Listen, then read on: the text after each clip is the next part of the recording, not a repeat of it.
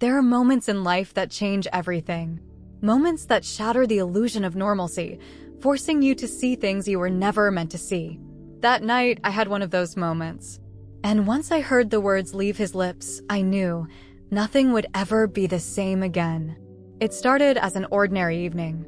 The house was quiet, wrapped in the kind of stillness that comes when you're alone with your thoughts. My mother had gone out of town for the weekend, leaving just me and my stepfather at home. It wasn't unusual. We had spent time alone before, and it had never felt strange. But this time, something was different. I had spent most of the night in my room, curled up with a book, the distant murmur of the television drifting from downstairs. The comfort of routine should have put me at ease, but for some reason, I felt restless. The air in the house felt heavier than usual, charged with something I couldn't quite name.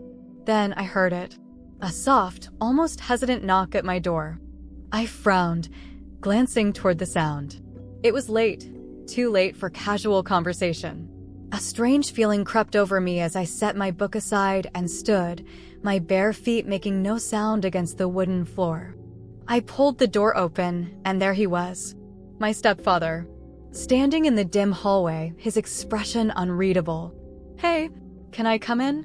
His voice was low, quiet, but there was something beneath it, something unfamiliar. I hesitated, my fingers tightening around the doorknob. "Sure." I stepped aside, letting him in. He walked past me, his movements slow, deliberate. He wasn't dressed like his usual composed self, just a plain t-shirt and sweatpants, his hair slightly tousled, like he had been running his hands through it. I closed the door behind him, suddenly aware of the way the air had shifted. "What's wrong?" He didn't answer immediately. Instead, he let out a slow breath, his hands finding his pockets as he looked around my room, as if searching for the right words. The silence stretched between us, thick, suffocating. Then, finally, "There's something I need to tell you." His voice was quieter now, almost hesitant. My stomach tightened. I crossed my arms over my chest, trying to steady myself. "Okay." He turned to face me fully then, and for the first time, I saw it, the tension in his jaw, the flicker of something in his eyes that sent a strange shiver down my spine. "I've been keeping something from you.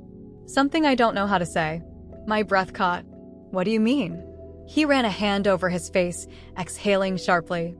"I didn't plan on telling you this. Ever. But I can't keep it in anymore." The air around us seemed to thicken. My pulse quickened. "Tell me what?" He hesitated. Just for a second. But then, "It's about how I feel about you." The words hit me like a physical force. Everything inside me went still. "What?" His eyes locked onto mine, unwavering. "You heard me." My breath came faster, shallower. My mind raced, searching for any explanation, any way to rationalize what I had just heard. I took a step back, my heartbeat slamming against my ribs. "You don't mean that." "I do." His voice was steady. "Sure." And that was the moment I knew. This wasn't a mistake. This wasn't something he had said on impulse. He had meant every word. The weight of it all crashed over me, suffocating, unbearable. My fingers trembled at my sides as I forced myself to speak. This is wrong." He exhaled, running a hand through his hair. "I know, but that doesn't change the truth." I shook my head, backing toward the door. "You need to leave." He didn't move, didn't argue. He just watched me. Then, finally, he nodded. "All right." He turned, walking past me, his movements slow, deliberate. I barely breathed as I stepped aside, my entire body tense. He paused in the doorway for just a moment, long enough for the weight of his words to settle deep inside my bones. "Good night." And then he was gone. The door clicked shut behind him, leaving me alone in the deafening silence of my room. I stood there for a long time, my hands trembling, my breath uneven. I tried to make sense of what had just happened, to process the words I had never expected to hear. But no matter how hard I tried, one thought refused to leave my mind. This wasn't over. Not even close. The silence after he left my room was suffocating. My body was still frozen in place, my mind racing with 1,000 thoughts, none of them making sense. The weight of his words clung to me, pressing down on my chest, making it impossible to breathe. "It's about how I feel about you." I squeezed my eyes shut, willing myself to forget, to erase the moment from my memory.